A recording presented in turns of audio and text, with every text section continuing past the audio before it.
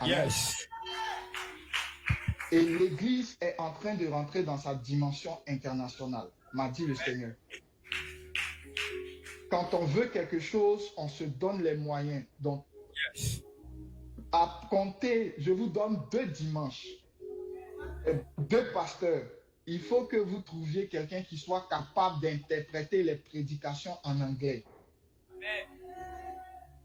Oh, André, il y a quelqu'un qui ça ne plaît. Il y a quelqu'un à qui ça ne plaît pas là-bas.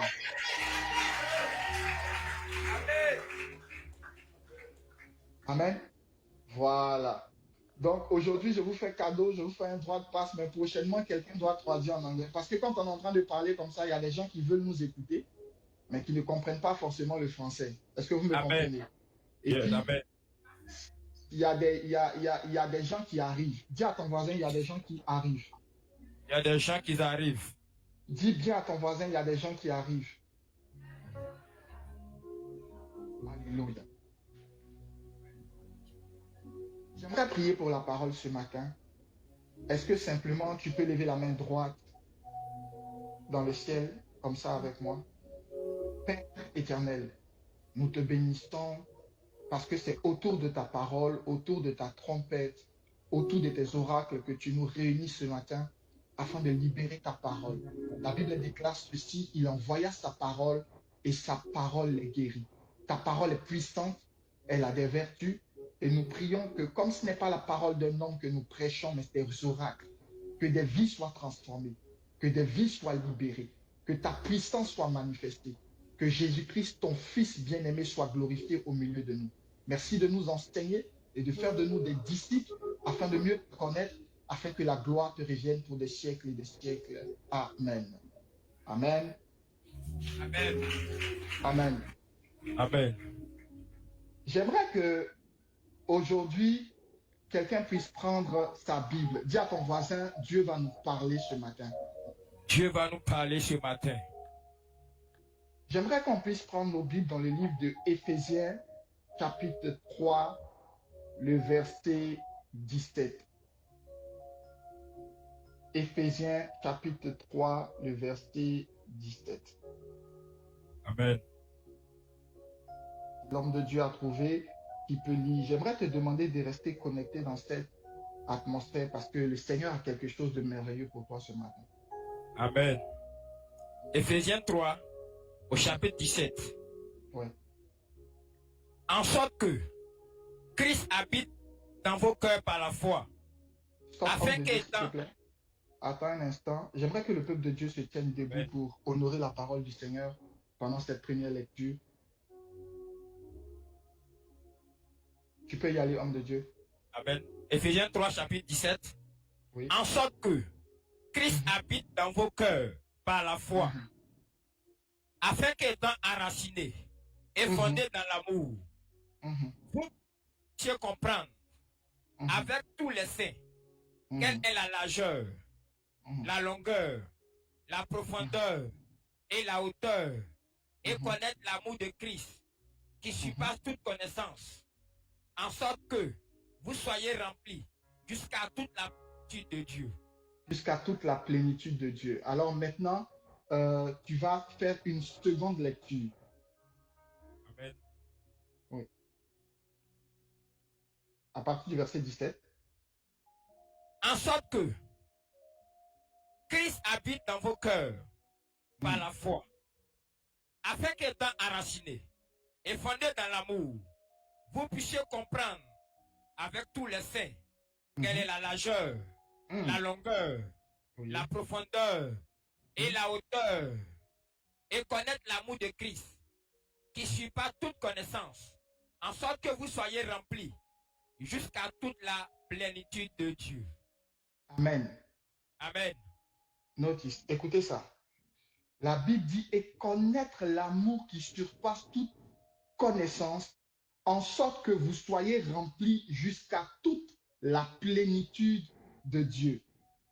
Je suis en train de dire à quelqu'un, vous recherchez la plénitude de Dieu, mais la plénitude de Dieu commence par la connaissance de l'amour de Christ. Amen. Amen. Amen. Asseyez-vous et je relis ce passage pour vous expliquer quelques vérités. Il est écrit ceci, en sorte que Christ habite dans vos cœurs par la foi. Christ habite dans notre cœur par la foi. Dis à ton voisin, Christ habite dans ton cœur par la foi. Christ habite dans ton cœur par la foi. Amen. Il dit, afin qu'étant enraciné et fondé dans l'amour. Amen. Dis à quelqu'un, enraciné et fondé. Enraciné et fondé. Amen. Donc, Amen.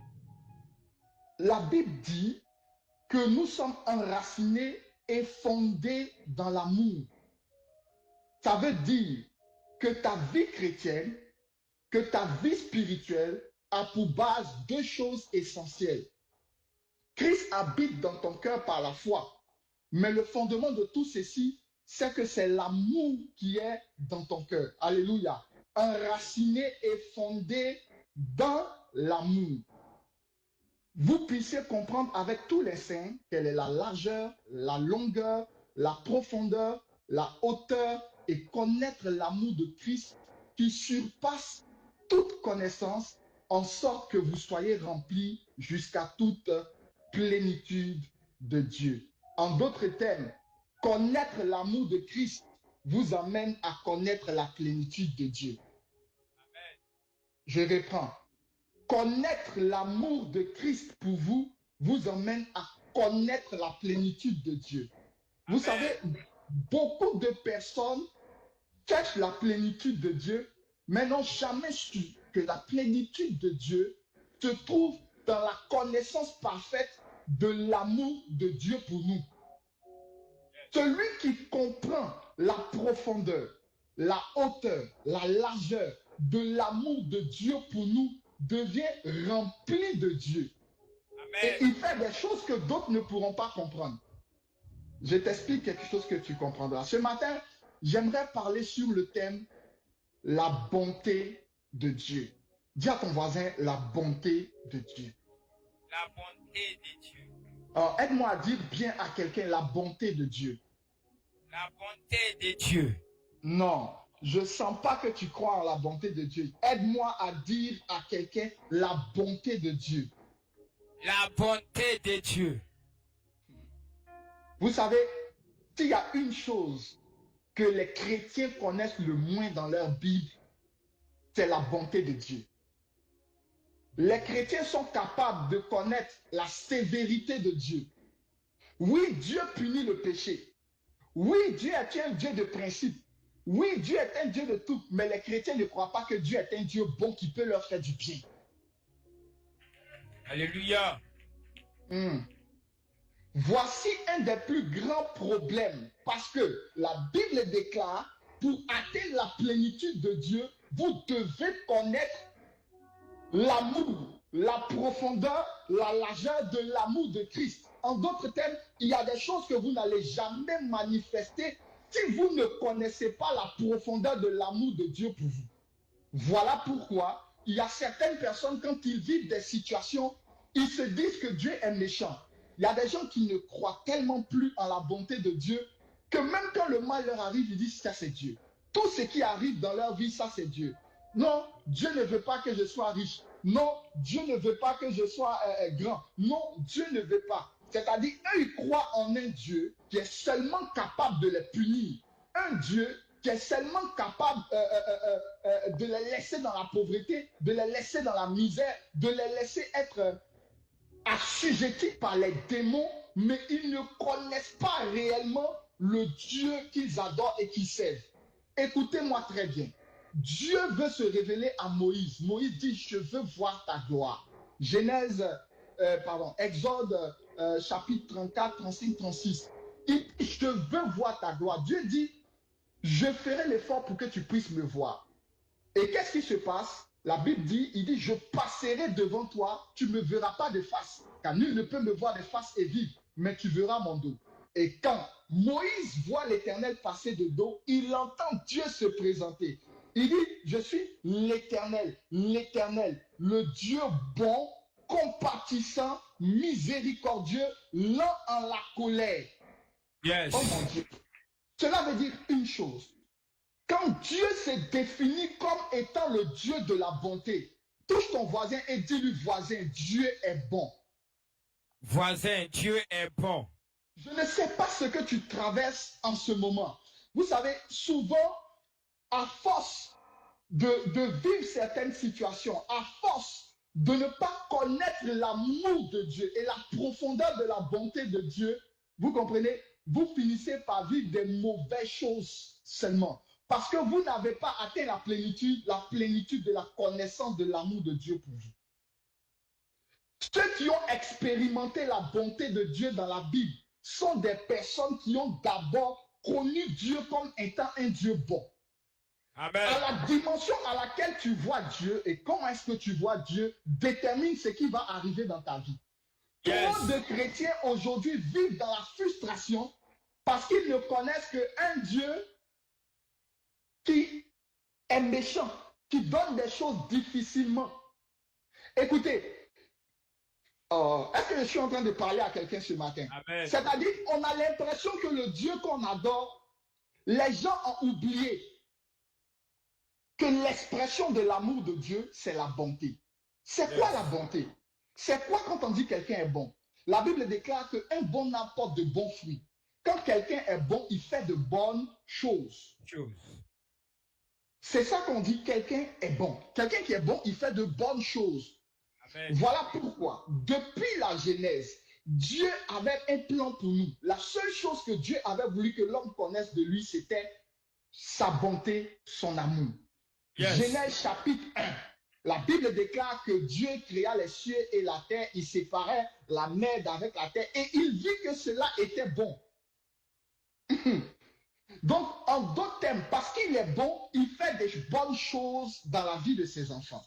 Et quand Dieu décide de faire de bonnes choses dans la vie de ses enfants, c'est pour qu'ils connaissent quoi? Pour qu'ils apprennent à le connaître. Depuis Genèse, Dieu n'a cessé de montrer qu'il était bon. La preuve en est, Dieu finit la création, Dieu va créer Adam et Ève.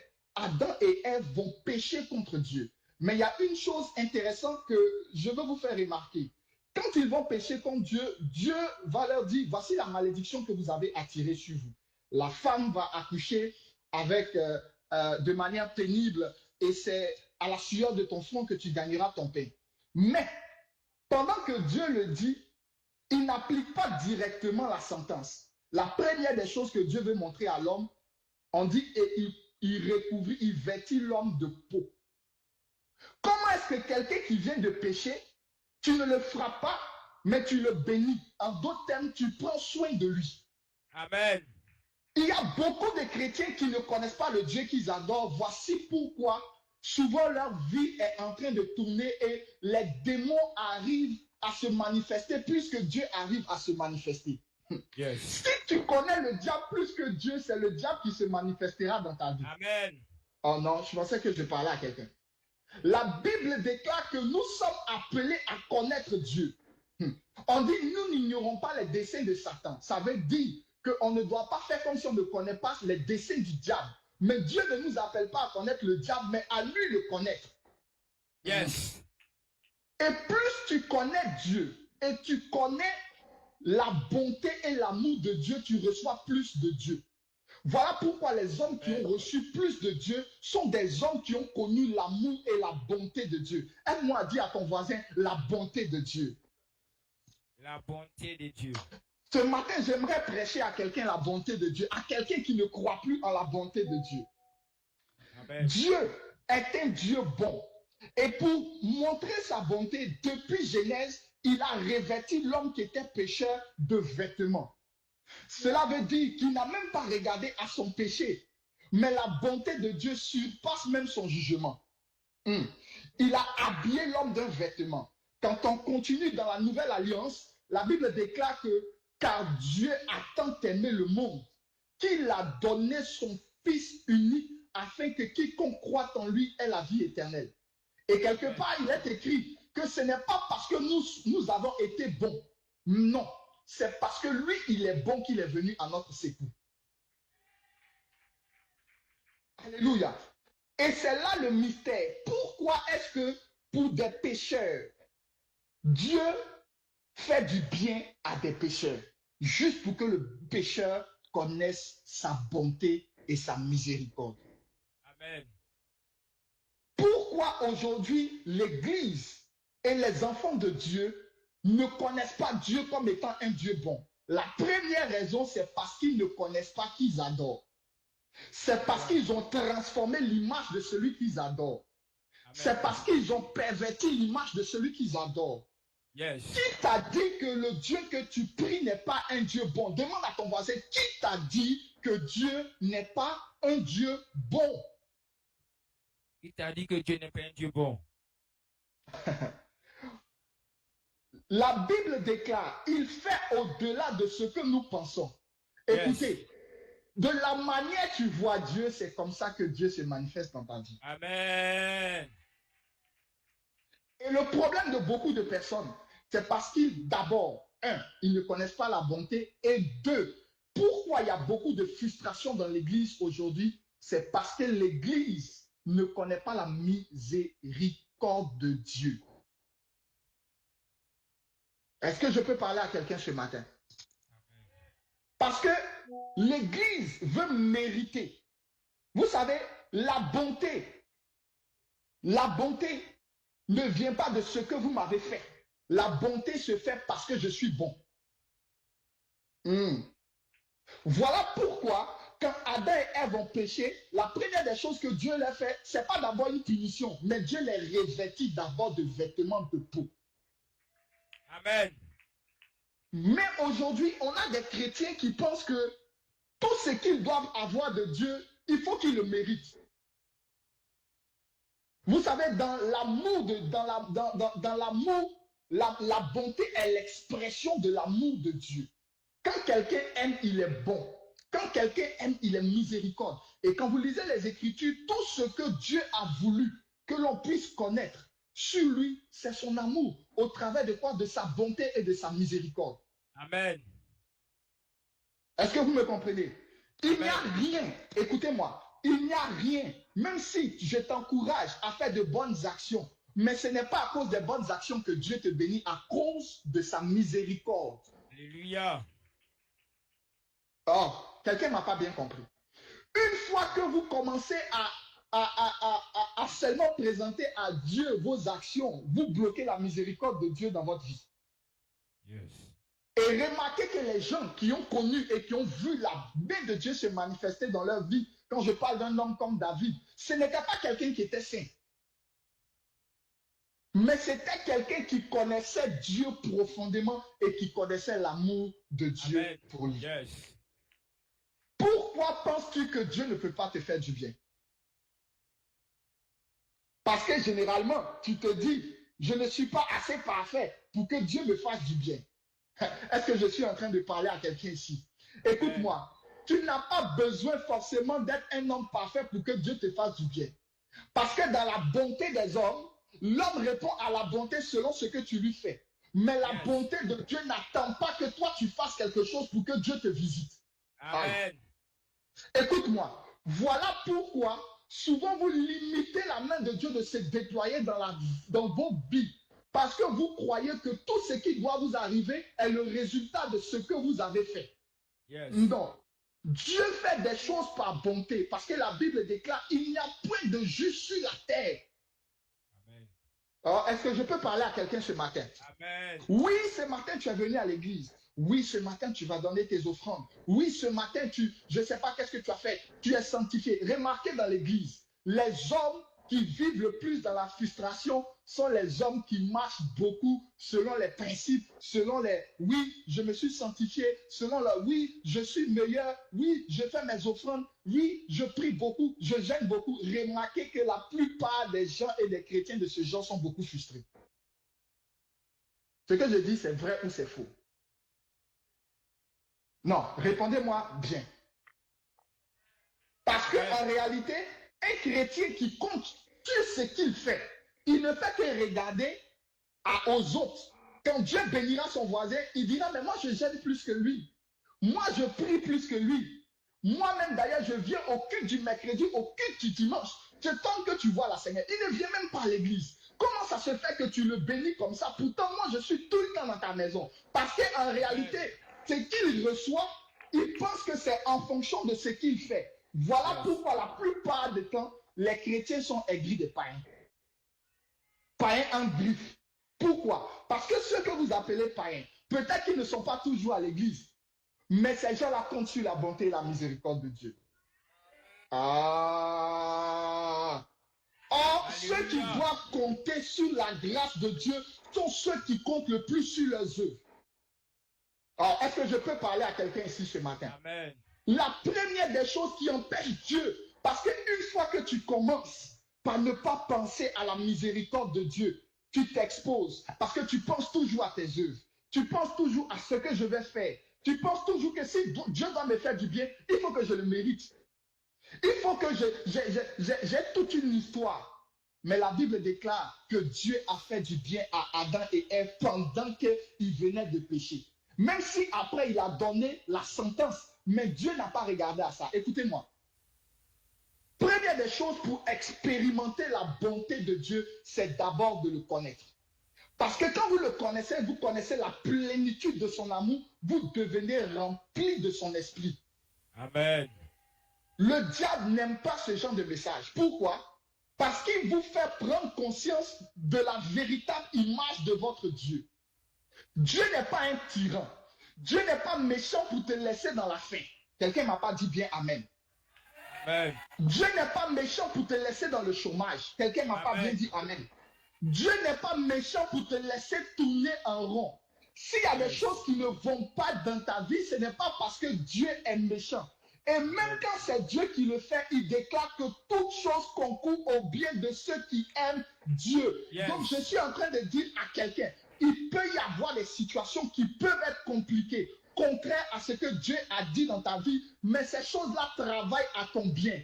Donc Amen. Dieu ne fait jamais rien de mal. Je suis en train de dire à quelqu'un qui peut-être passe par des temps difficiles, écoute-moi, il n'est pas un Dieu méchant, il est un Dieu de bonté. Il est un Dieu de bonté. Il est un Dieu qui fait du bien. Il est un Dieu qui visite. Alléluia. Amen.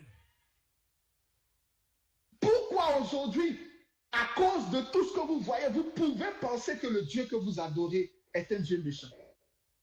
Et vous savez, aujourd'hui, l'Église est pareille que les Juifs à l'époque. Ils connaissaient seulement qu'un Dieu méchant. Ils connaissaient seulement... Écoutez, moi, je ne crois plus à un Dieu simplement qui est capable de punir quand tu pèches, mais qui n'est pas capable de te bénir. Aujourd'hui, tu demanderais à un chrétien, il sait que Dieu frappe, mais il ne croit pas que Dieu bénit. Est-ce que quelqu'un comprend ce que je suis en train de dire? Ils connaissent Dieu comme quelqu'un qui est mauvais. Ils connaissent Dieu comme quelqu'un qui n'est pas capable. Écoute, si tu n'as pas la mentalité de connaître Dieu comme quelqu'un qui peut te faire du bien, tu ne vas jamais arriver à recevoir les bonnes choses que Dieu a pour toi. Voilà pourquoi une des missions de Jésus sur la terre, c'était de leur faire connaître l'amour du Père. Yes. Voilà pourquoi Jésus, quand il vient, qu'est-ce qu'il fait? Il enseigne aux gens. Il dit, si vos pères méchants comme ils sont, donnent de bonnes choses à leurs enfants, à plus forte raison le Père céleste. Je pensais que je parlais à quelqu'un. Cela veut dire que les hommes, malgré qu'ils sont mauvais, écoutez, moi j'ai remarqué une chose, mes enfants demandent rarement des choses à leur maman, à part la nourriture, à part les choses qu'ils savent que, bon, je ne sais pas préparer déjà, donc ils ne vont pas me demander la nourriture, ça c'est clair. Mais s'ils veulent quelque chose, ils vont toujours venir voir papa. Papa, je veux ceci, papa. Et je vous assure, il n'y a rien d'être, je ne sais pas, pour ceux qui sont parents vont vous l'expliquer, il n'y a rien de meilleur que quand tu donnes quelque chose à ton enfant et puis il est content. Amen. Est-ce qu'il y a un papa, est-ce qu'il y a un parent qui m'écoute ici? Yes. C'est-à-dire, tu donnes quelque chose à ton enfant, tu es content de lui donner. Amen. Pourtant, je suis mauvais. Dieu dit, comme tu es mauvais, tu arrives à donner de bonnes choses à vos enfants. À plus forte raison, le Père Céleste. Cela veut dire, le problème, ce n'est pas souvent la manière dont nous demandons, mais c'est comment nous voyons celui à qui nous demandons. Yes. Je reprends. Comment est-ce que tu vois Dieu? Amen. Les gens qui ont expérimenté la bonté de Dieu sont des gens qui connaissent la profondeur, la hauteur, la largeur de l'amour de Dieu et qui sont remplis de sa plénitude. Amen. Oh, dis à ton voisin, tu dois changer quelque chose dans ta pensée ce matin. Tu dois changer quelque chose dans ta pensée ce matin. Non, dis à celui qui est derrière toi, tu dois changer quelque chose dans ta pensée ce matin. Alléluia. Pourquoi penser que Dieu est mauvais? Et on va maintenant explorer les Écritures pour comprendre pourquoi les gens qui ont connu Dieu dans sa bonté ont bénéficié de Dieu. Je vous donne un exemple. La Bible me parle de David. David a péché contre Dieu. Dieu lui a dit, ne fais pas le dénombrement, tu ne vas pas compter mon peuple. Un matin, la Bible déclare que Satan va exciter David dans le livre de Chroniques et David va faire le dénombrement du peuple. Alors, Dieu va lui dire, ok, je vais emmener des châtiments sur ta maison. Il va envoyer le prophète Gad dans 1 Chronique 21. Et au verset 13, Dieu va envoyer son prophète à David pour lui dire, écoute, David, je vais te donner 3 fléaux, mais tu dois choisir. Dieu lui dit, ok, je vais te livrer entre la main de tes ennemis, soit je vais amener la peste, ou... Et puis écoutez ce que David dit. 1 Chronique 21, verset 13. David répondit à Gad, je suis dans une grande angoisse. Oh, que je tombe entre les mains de l'Éternel, car ses compassions sont immenses, mais que je ne tombe pas entre les mains des hommes. Mon Dieu, quelle révélation de Dieu. Écoutez, écoutez, on dit à David, Dieu va te livrer entre les mains de tes ennemis, ou Dieu lui-même va te punir. David dit, je préfère ne pas tomber dans la main de mes ennemis, je préfère que Dieu me punisse. Parce que quand Dieu lui me punit, je sais que ses compassions sont grandes. Il ne va pas me tuer. Oh mon Dieu. Écoutez-moi. Voilà pourquoi une des raisons que Dieu appelle David l'homme selon mon cœur. Il y a des gens qui ne comprennent pas le cœur de Dieu. Si vous ne comprenez pas le cœur de Dieu, vous ne pouvez pas être un homme selon le cœur de Dieu. Et le cœur de Dieu, c'est l'amour. David pouvait dire, non, ce que j'ai fait est grave. Si Dieu me frappe, il va me tuer. Mais David connaît tellement le Dieu qu'il adore. Rappelez-vous du psaume 136. Il dit, car il est bon et sa miséricorde dure à toujours. Amen. David sait que le Dieu qu'il adore est un Dieu qui est plein de compassion, est un Dieu qui est plein de miséricorde, est un Dieu dont la compassion et la miséricorde dépassent la sévérité. Il dit, je préfère ne pas tomber dans la main de mes ennemis, parce que mes ennemis vont me tuer. Je préfère tomber entre les mains de l'Éternel des armées. Écoutez, amen. Je vous assure, si on pose la question à certains d'entre nous qui ne connaissent pas l'histoire, on dit Dieu te dit que tu as péché, il va te livrer à tes ennemis, ou bien lui-même va s'occuper de toi. Il y a des gens qui voient tellement Dieu comme un méchant, il va dire, ah, Dieu là, quand il frappe, c'est trop grave. Nous, quand Dieu il frappe, c'est trop grave. Non, il préfère aller tuer mes ennemis. Eux, au moins là, c'est bon. Mais Dieu là, s'il lui commence à me frapper, ça sera trop grave. Mais David, parce que lui, il a une autre connaissance de Dieu, il dit non, le Dieu que je connais, ses compassions sont immenses. La compassion, c'est quoi? C'est la capacité de prendre pitié de la situation de quelqu'un. Voilà pourquoi je suis en train de dire à quelqu'un ici, tu ne peux pas penser que tu es en train de souffrir sans que Dieu ne soit en train de compatir à ta souffrance. Amen. Tu ne peux pas penser que tu es en train de vivre des temps difficiles sans que Dieu n'entende tes prières. Amen. Pendant que tu souffres, il souffre avec toi. Yes. Pendant que tu pleures, il pleure avec toi.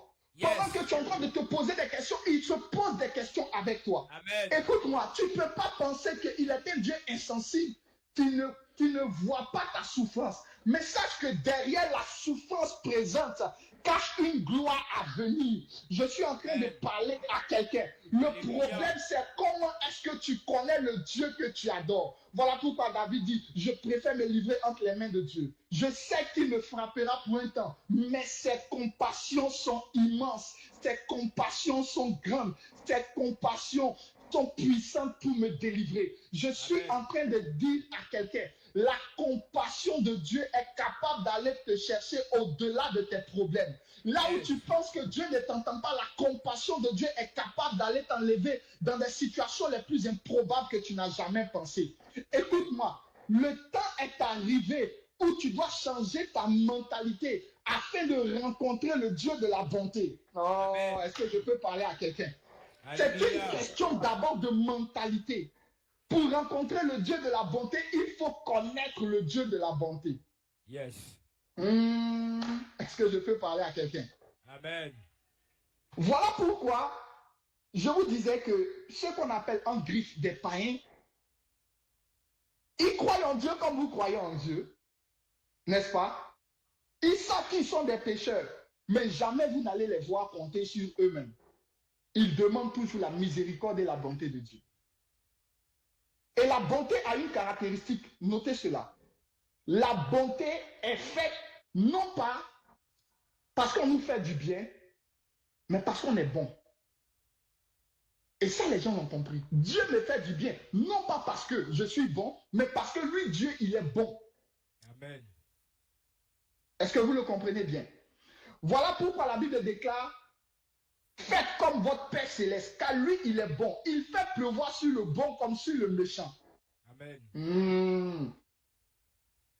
Et c'est pour ça que Jésus disait aux gens, si vous aimez seulement vos amis, mais vous ne faites rien de mieux que les païens, eux aussi ils aiment les amis. Mais la véritable bonté consiste à aimer celui qui ne mérite pas d'être aimé. Alléluia. Consiste à être bon envers celui-même qui ne mérite pas ce que vous soyez bon. Et il dit quoi? Faites du bien à vos ennemis. La première des choses, il faut comprendre que si vous voulez manifester et voir la bonté de Dieu dans votre vie, vous devez apprendre à devenir bon comme votre Père céleste est bon. Yes.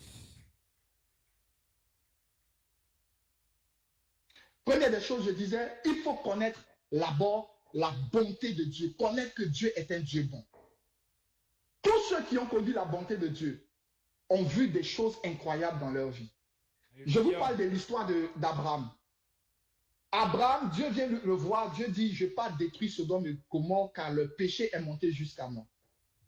Rappelez-vous qu'Abraham était un ami de Dieu. Et la Bible déclare ceci quand Abraham doit intercéder pour Sodome et Gomorrhe, il dit à Dieu, feras-tu périr le juste avec le méchant?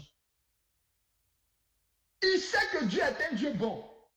Quelqu'un d'autre aurait dit à Dieu, vas-y, détruis-les parce que c'est des pécheurs. Mais quand tu connais Dieu, tu sais que Dieu est capable même de faire du bien à des gens qui ne sont pas bons.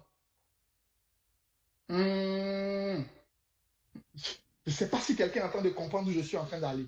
Et Abraham dit cela à Dieu. Il dit, feras-tu périr le juste et le méchant?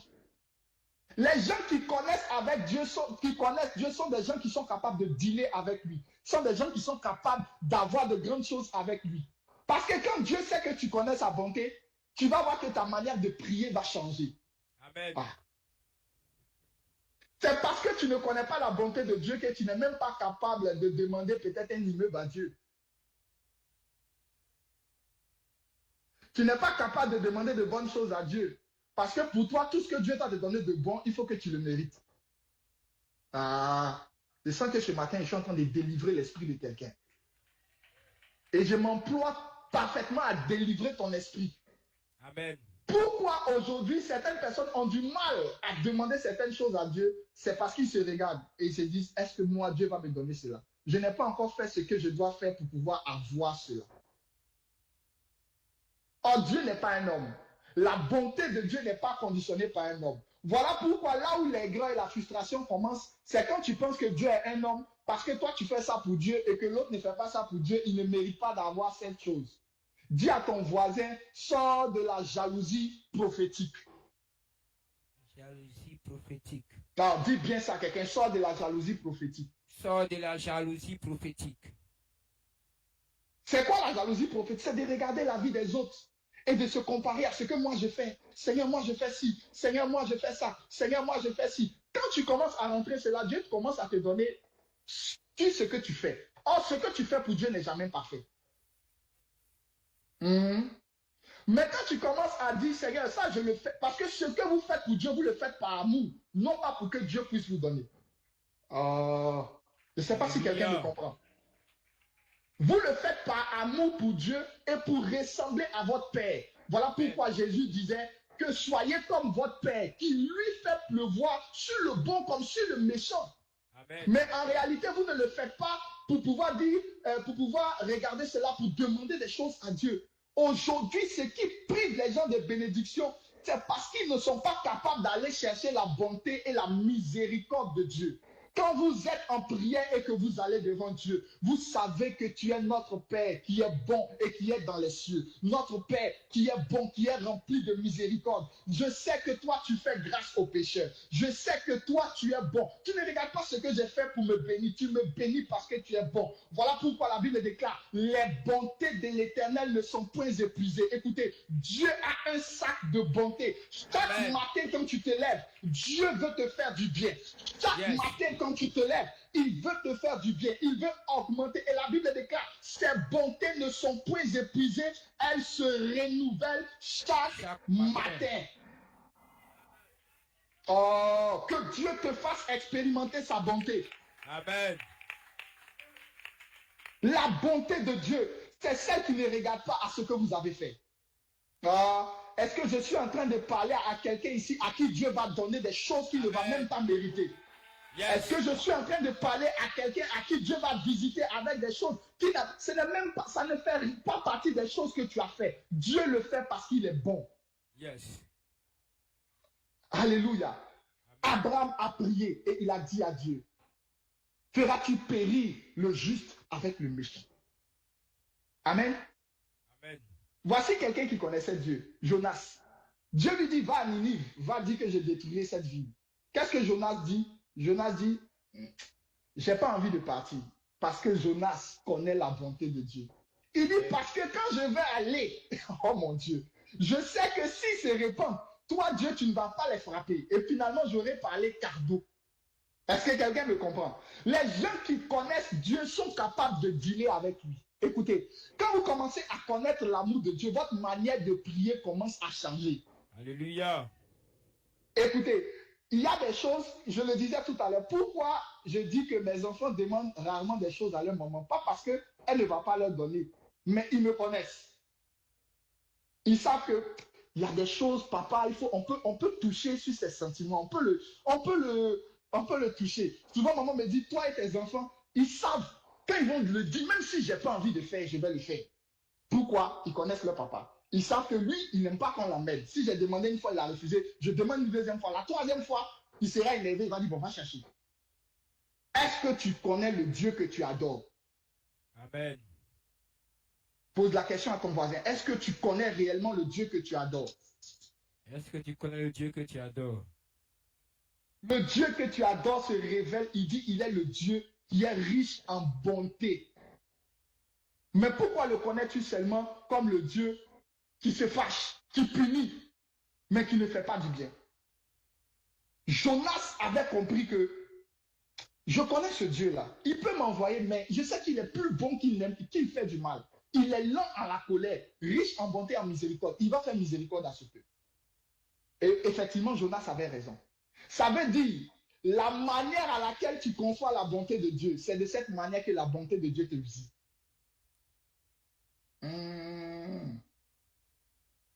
La manière que tu sais que Dieu est bon, c'est comme ça que tu vois Dieu te...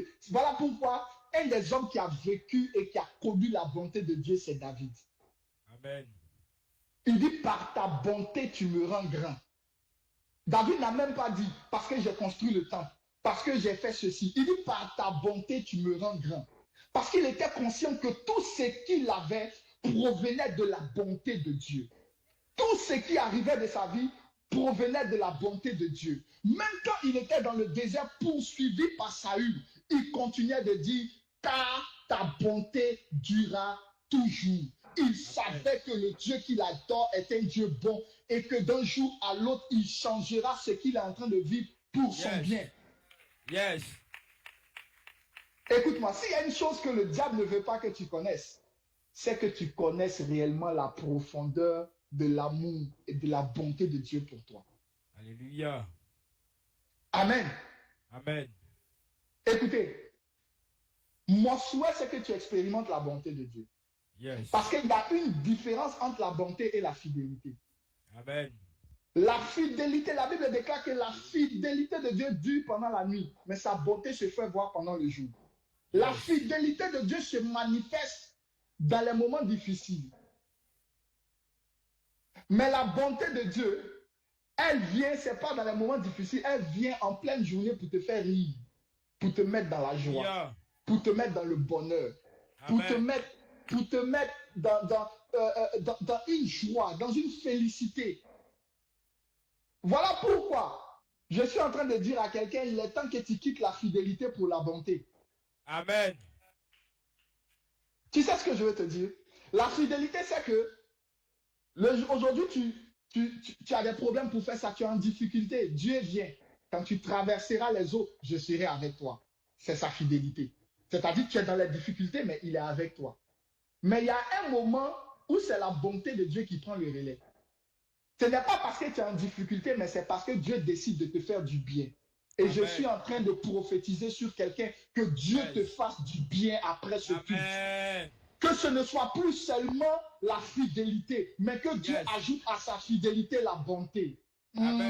Que Dieu commence à te visiter d'une manière dont tu ne mérites pas. D'une manière où les hommes disent, mais qu'est-ce qui s'est passé dans sa vie? Parce qu'en réalité, quand la bonté de Dieu arrive sur la vie d'un homme, les hommes doivent se dire, il ne mérite pas. Tant que ce qui t'arrive, les hommes disent que tu mérites, ce n'est pas encore Dieu qui a travaillé. Est-ce que je peux parler à quelqu'un? Quand la bonté de Dieu commence à se manifester, tu reçois des choses que les hommes disent, mais qu'est-ce qu'il a fait? Mais qu'est-ce qu'elle a fait? Et cela commence à susciter de la jalousie parce qu'on se dit, mais il ne mérite pas. Il n'a pas le niveau pour. Il n'a pas les relations pour, mais Dieu l'a positionné là. Je suis en train de prophétiser sur la vie de quelqu'un. Que la bonté de Dieu éternel, que la bonté de Dieu qui a donné son fils Jésus puisse te localiser. Là où tu pensais que Dieu n'était pas bon, que Dieu vienne te confondre par sa bonté et qu'il te fasse du bien. Amen. Alléluia. Amen. Alléluia. Amen. Est-ce que quelqu'un peut dire avec moi la bonté de Dieu? La bonté de Dieu. Non, dis bien avec moi la bonté de Dieu. La bonté de Dieu. Voici, je vais vous donner 2 choses, sinon 3. La première des choses, j'ai parlé de connaître la bonté de Dieu. Connaître Dieu dans sa bonté va vous faire changer votre approche de prière. Amen. La deuxième des choses, si vous voulez expérimenter la bonté de Dieu, il faut que vous deveniez bon comme Dieu est bon. Yes. Vous savez, aujourd'hui, un des trucs qui tue l'Église et qui tue les enfants de Dieu, c'est que même quand on fait du bien par intérêt. Est-ce que je peux parler à quelqu'un? Amen. Le bien que tu fais par intérêt n'est pas de la bonté, c'est un investissement. Amen. Yes.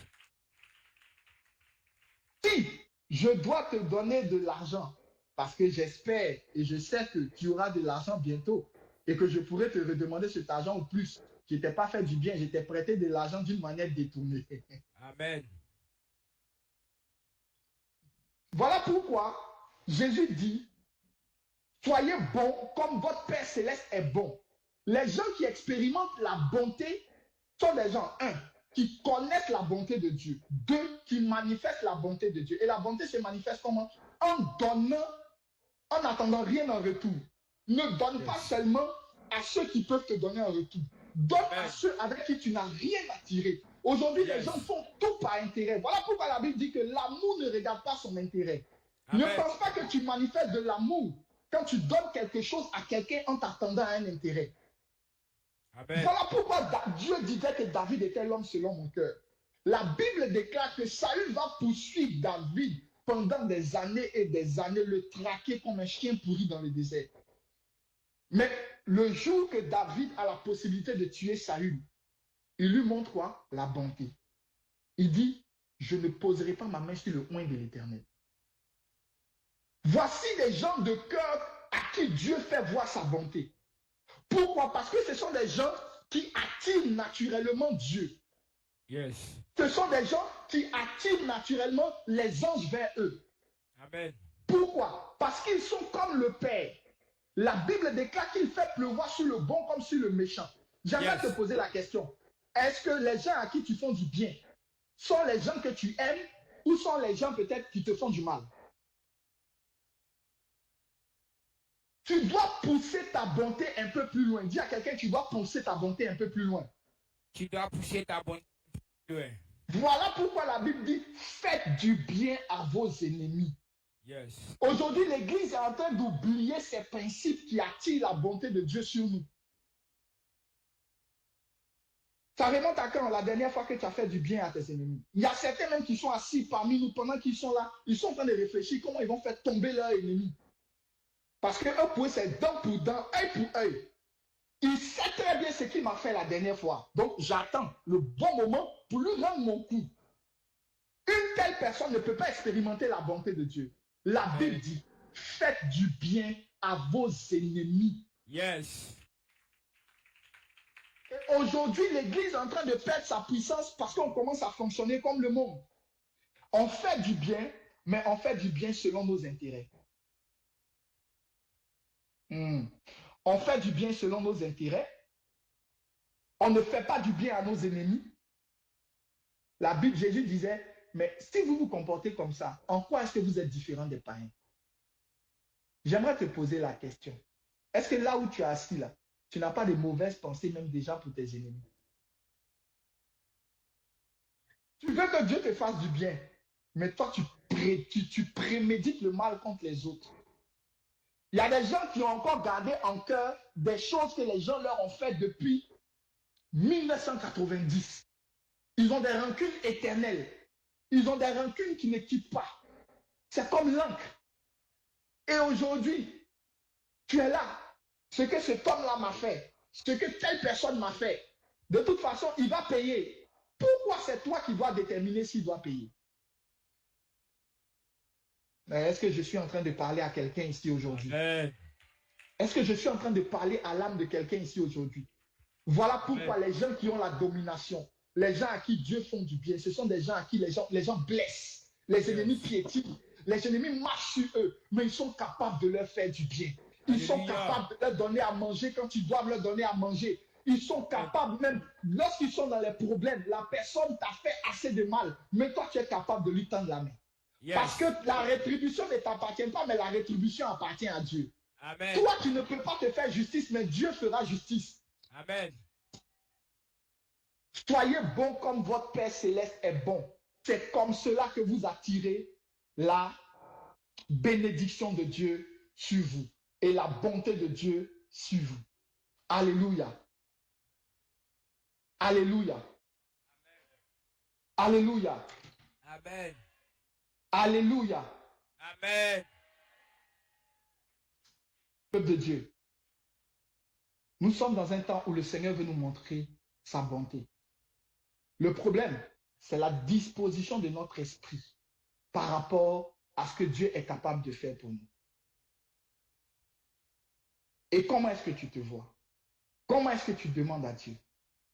Si tu veux aujourd'hui, quand tu vas commencer à changer ta manière de voir Dieu, quand tu vas commencer à changer ta manière de prier, il y a certains même quand ils arrivent devant Dieu et qu'ils veulent prier, je vous assure, ils ont l'impression qu'ils vont demander à un Dieu qui est méchant.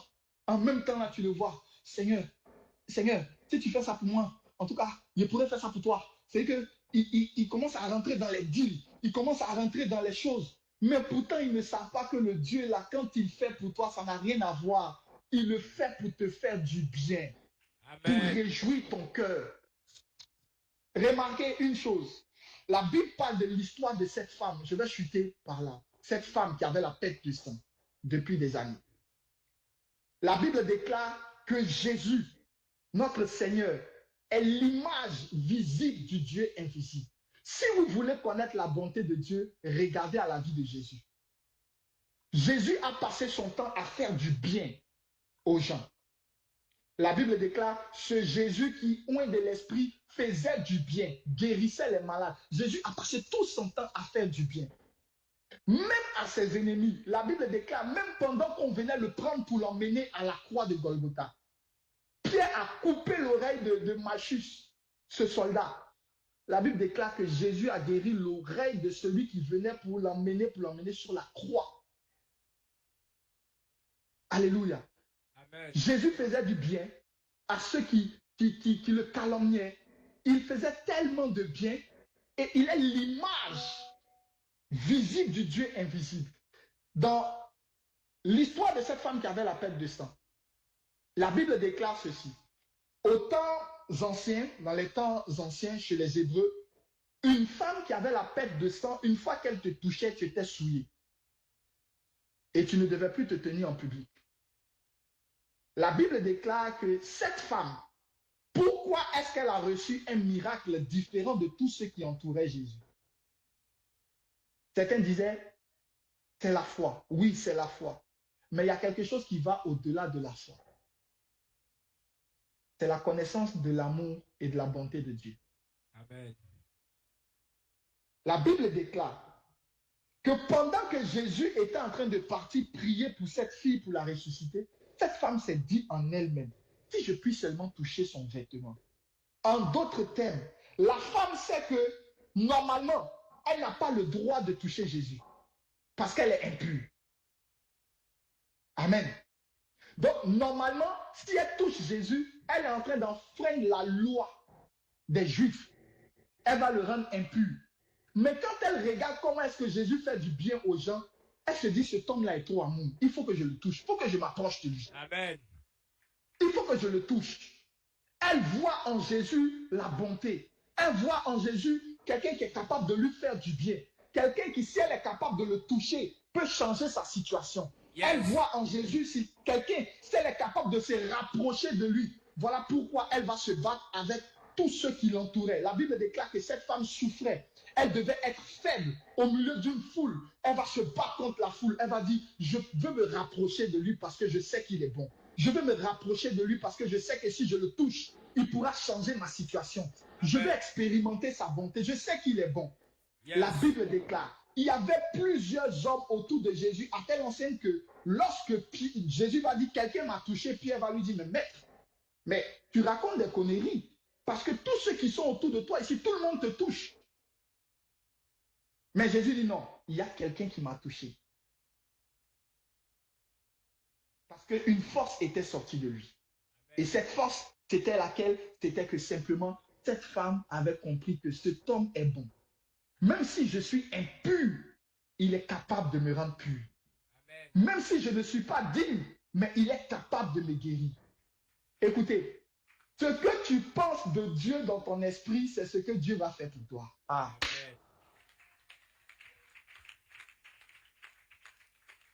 Voilà pourquoi le diable se battra toujours à te faire croire ceci, que Dieu est méchant.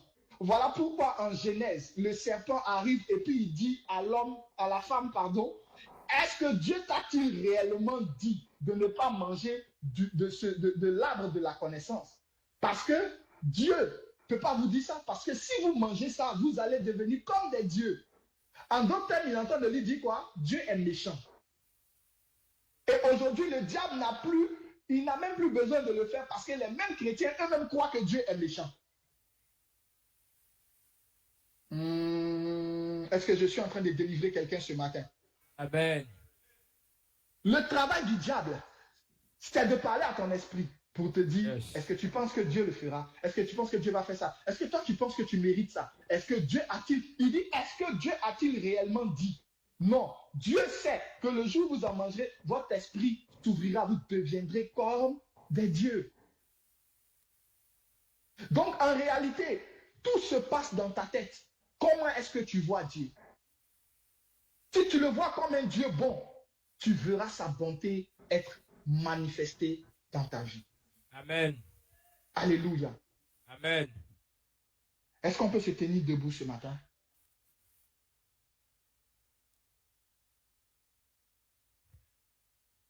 La Bible déclare ceci.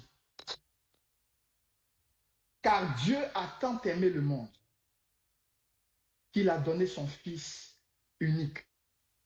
En d'autres termes, la preuve de l'amour de Dieu, c'est le don de Jésus-Christ, notre Sauveur.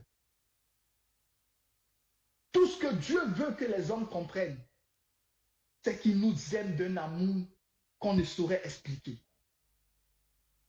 C'est qu'il veut nous faire du bien. Écoutez, quand Dieu commençait la création, c'était pour l'homme. Mais regardez, c'était comme quelqu'un qui est en train de faire le trousseau de son enfant. On dit qu'il place les cieux, il sépare la terre et il vit que cela était bon. Il est content. Il recommence encore le prochain jour. vous pensez que Dieu va faire tout ça pour vous laisser dans la souffrance?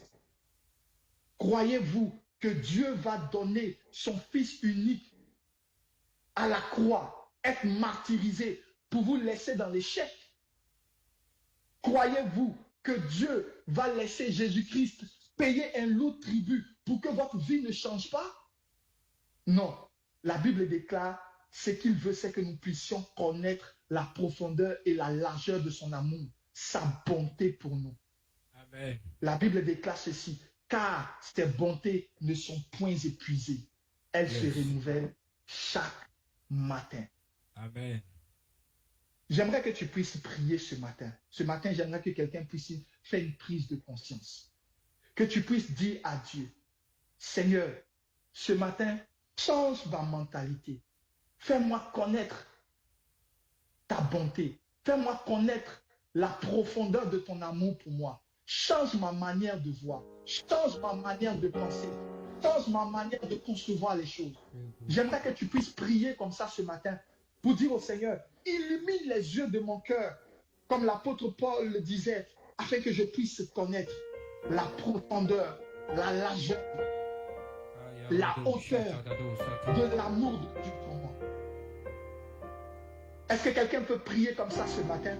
Quelqu'un peut prier et dire à Dieu, Seigneur, laisse-moi connaître ton amour. Seigneur, change-moi, que je puisse connaître ton amour, que je puisse connaître réellement ta miséricorde, que je puisse apprendre c'est quoi ta miséricorde, c'est quoi ton amour, car tu t'es révélé à Moïse comme étant un Dieu plein de bonté, plein de miséricorde, un Dieu compatissant, un Dieu compatissant.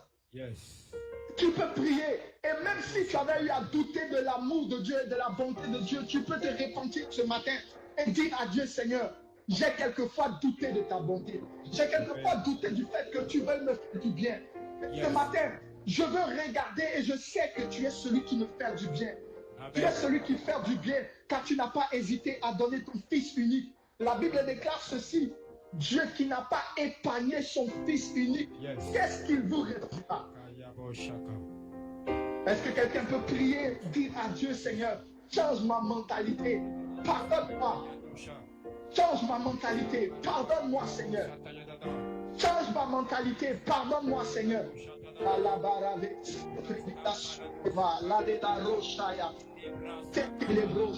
Change ma mentalité. Seigneur, donne-moi de croire en ta miséricorde. Seigneur, donne-moi de croire en ta bonté pour moi. Donne-moi de croire que tu es capable de changer ma vie. Donne-moi de croire que tu es capable de ne pas me laisser, de ne pas m'abandonner. Donne-moi d'être capable de croire que tu es le Dieu qui fait du bien. La Bible déclare que tu prends plaisir à faire du bien à tes serviteurs. La rebo sopere pour ramener sa vache. Dis à Dieu, Seigneur, change ma manière de te voir. Donne-moi de connaître la plénitude en connaissant ton amour. Donne-moi de connaître la plénitude. Il te paraît de l'Epistarebo Sata. La reba supereviche. Kate parida de la Mosata. Les brosata, dis à Dieu, Seigneur, change mon cœur, change ma mentalité. La brosata là-bas. La Bible déclare, celui qui peut faire au-delà de ce que nous pouvons penser. Ta manière de penser influence comment Dieu agit dans ta vie. Rabo soto, robo sonto, robo shia. La rekelebo siata. La rebo soto, robo shi. Elelebo sata. Tabralelebo sata. Rabo shi katarabaya. David dit, car ta bonté a toujours.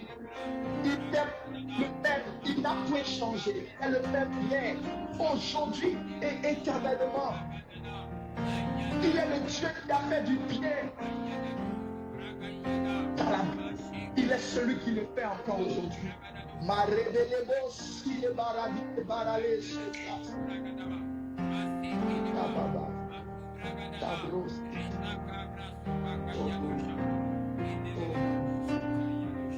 Marabouche.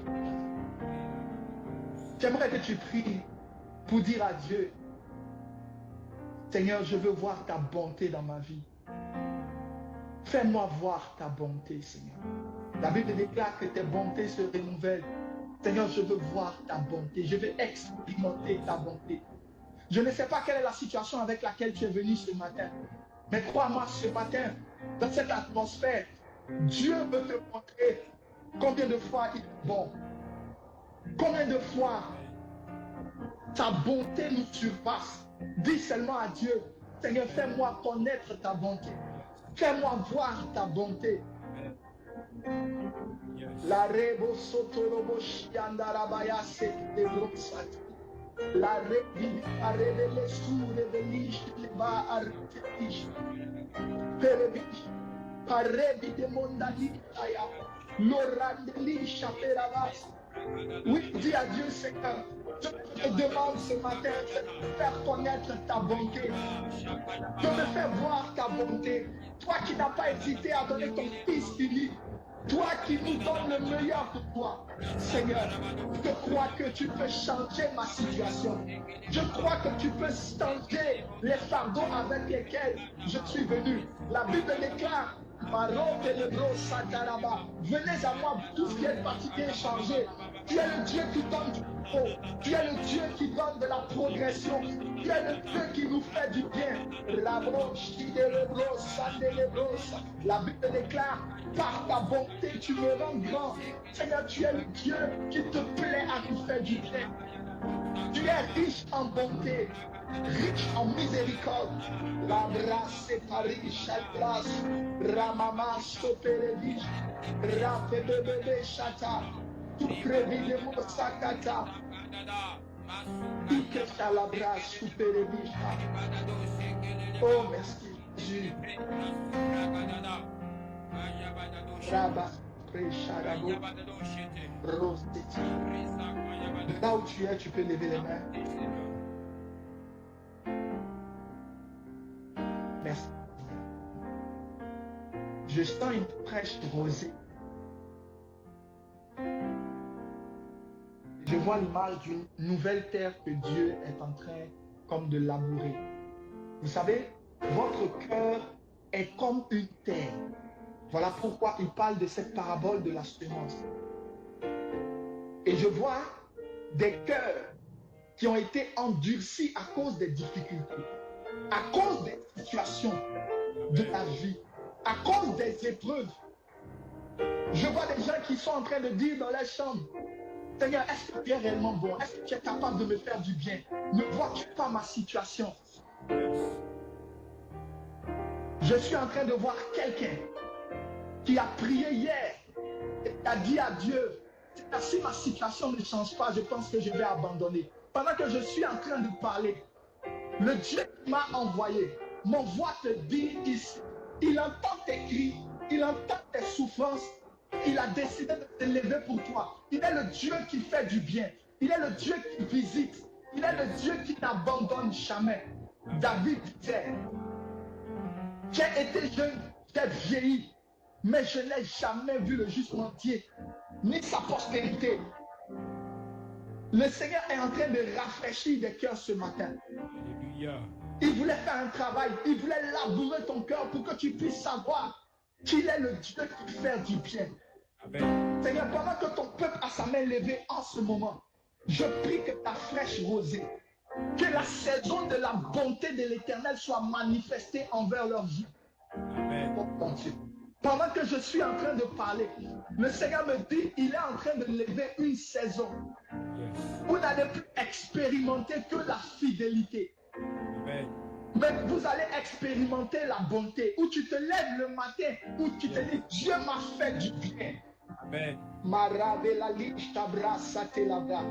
Et s'il est en train de parler le Seigneur, une saison de bonté est en train d'arriver sur vous. Amen. Il est le Dieu qui fait revivre des ossements desséchés.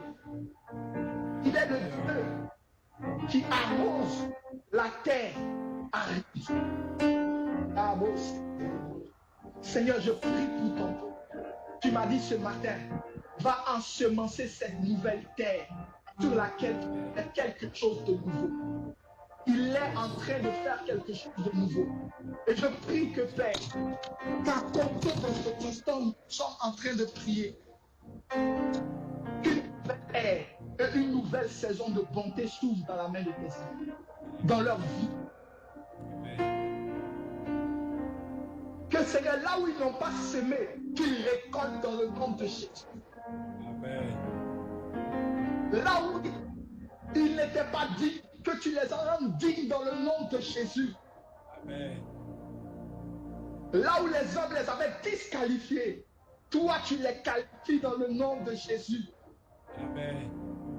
Là où on ne les avait pas comptés, toi tu les révèles dans la scène dans le nom de Jésus. Amen. Là où on avait dit qu'ils étaient morts, ils étaient finis.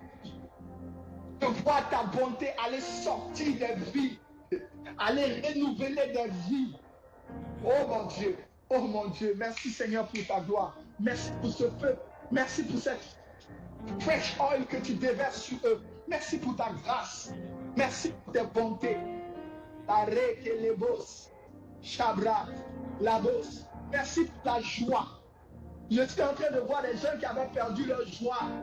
Et le Seigneur me dit qu'il est en train de toucher le cœur de certaines personnes. Là, quand tu ne comprendras même pas, Dieu change ton cœur et te donne de la joie. Et cette joie que tu vas ressentir, la brosse, les va révéler, ce n'est pas une joie anodine, c'est une joie qui annonce une visitation de Dieu.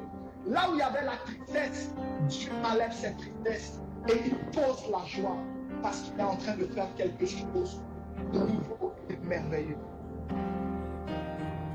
Merci Seigneur notre Dieu pour la vie de ton peuple, pour ta bénédiction, pour ce que tu fais pour nous. Est-ce que quelqu'un peut acclamer pour l'Éternel, le Dieu de bonté, car il est bon et sa miséricorde dure à toujours, car il est bon et sa miséricorde dure à toujours. Est-ce que quelqu'un peut répéter avec moi, car il est bon et sa miséricorde dure à toujours? Est-ce que quelqu'un peut dire, car il est bon et sa miséricorde dure à toujours? Alléluia. Amen. Alléluia. Amen. Dieu ouvre une saison de bonté sur la vie de ses enfants. Alléluia. Tu as vécu dans la fidélité, mais il y a une saison de bonté, une saison où Dieu va te faire du bien qui arrive sur ta vie. Accepte-la. Amen. Et elle vient jusqu'à toi. Que Dieu vous bénisse et que sa grâce vous soit multipliée. Amen. Amen.